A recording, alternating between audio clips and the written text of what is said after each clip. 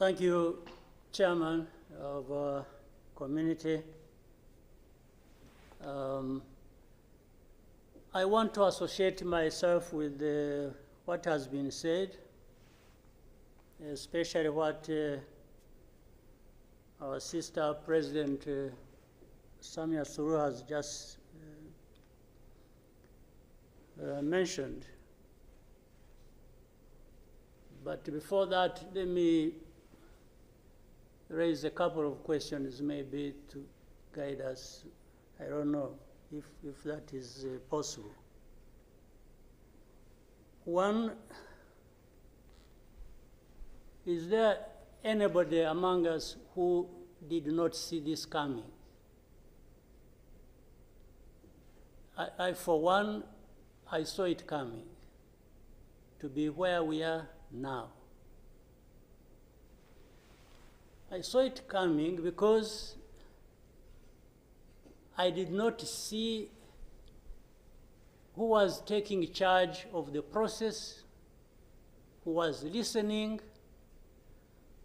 who was trying to provide any kind of guidance as to what we should be doing from one thing or one day to another. And by this, I want to also ask,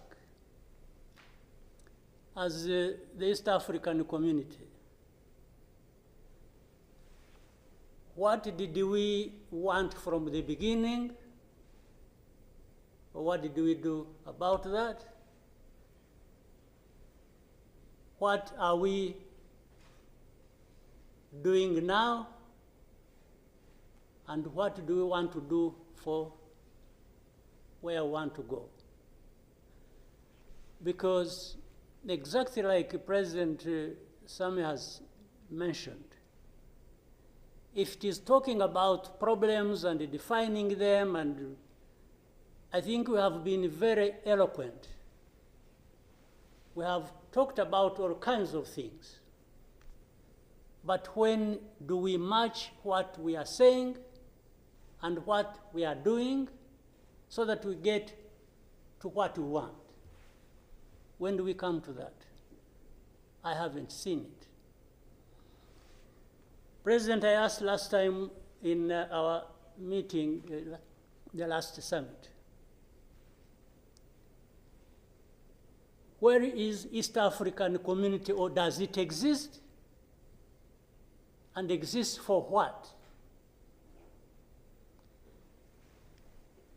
By the way, even now, the person or the country we are talking about is not represented as we are discussing.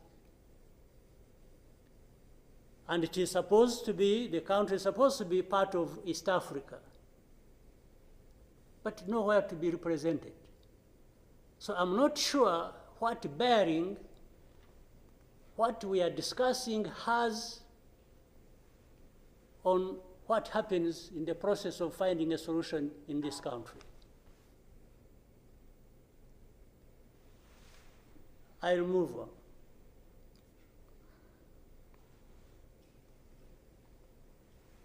The conflict that was created from the time we had the East African community get involved in trying to help in Congo, and later on when the East African force was trying its best and we are seeing progress, Tshisekedi decided they are not doing what he wanted and went to SADC. SADC agreed they would come and do what he wanted and sent everybody packing. And that we complied and kept quiet. What really did we expect to come out of this? Now, worse still, I think even in East Africa itself, ourselves, maybe we have different understanding of what the problem is, and we have never come together to agree or even disagree and find a way to come together finally to do what we ought to do to deal with this problem. Or we simply decided, each country, to move on its own with a different agenda arising out of involvement or whatever in Congo, and that was enough. If your interests were catered for by Tshisekedi, that was fine, even if the others' interests or concerns were not taken care of. You can imagine, therefore, what chaos comes out of that kind of situation. We are, on one hand, assuming or pretending we are coming together over an issue and trying to find a solution, while at the same time, each country is pulling in its own direction, different from the others. This is the fact of the matter. Now, but even if we were doing everything right, all of us, nothing is going to come out of it until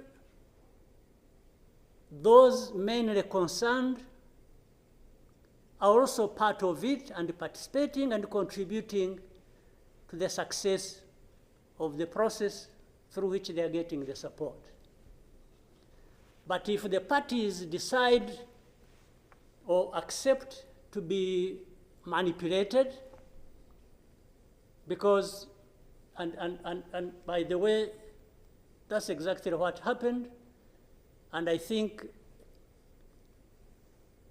in Congo, there are experts for doing that. They would go to one party and promise them something, and then they would decide to keep quiet about what is obviously going to result into problems like we are seeing now. For the last 2 days, on Monday and today this morning, I spoke with the President of South Africa, who sought me out to speak with me on this matter because of their involvement in Eastern Congo. And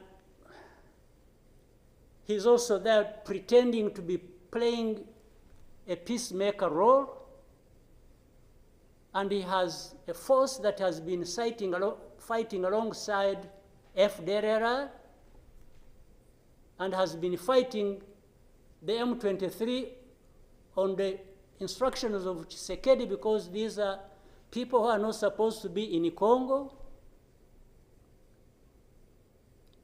that these are from Rwanda, or the M23 are not Rwandans, please.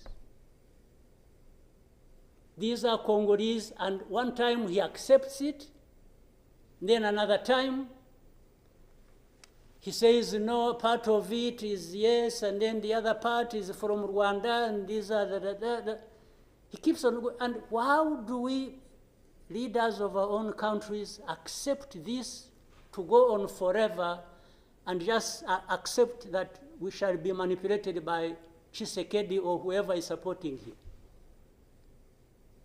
And South Africa dares even issue threats about what is likely to happen after that, and so on and so forth. Of course, we will see what threats they are talking about.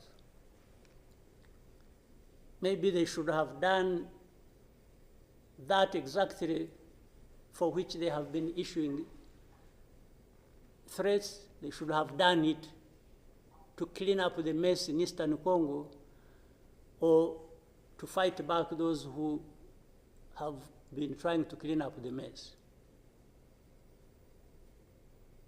So then you have the whole international community just confused.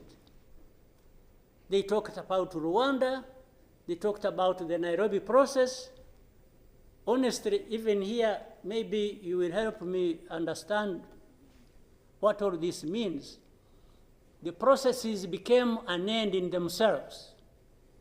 And the people leading these processes became more important than the results of the processes. The Nairobi process became a Uhuru process. Then the Rwanda process, it's like you can't say anything that will displease President Lorenzo. Definitely, this does not help deal with such a serious matters as we are faced with today. That in the end, just because they can't be addressed, we have such a situation that, like we have now. And if anybody, and above all, I don't understand how Tshisekedi keeps thinking that he will resolve the problems to do with rights of people militarily. Kill them, shoot them, bring in forces that are ready to help, like especially Burundi. Well, I don't know whether that has been helpful for the last few days or weeks. They have been doing that.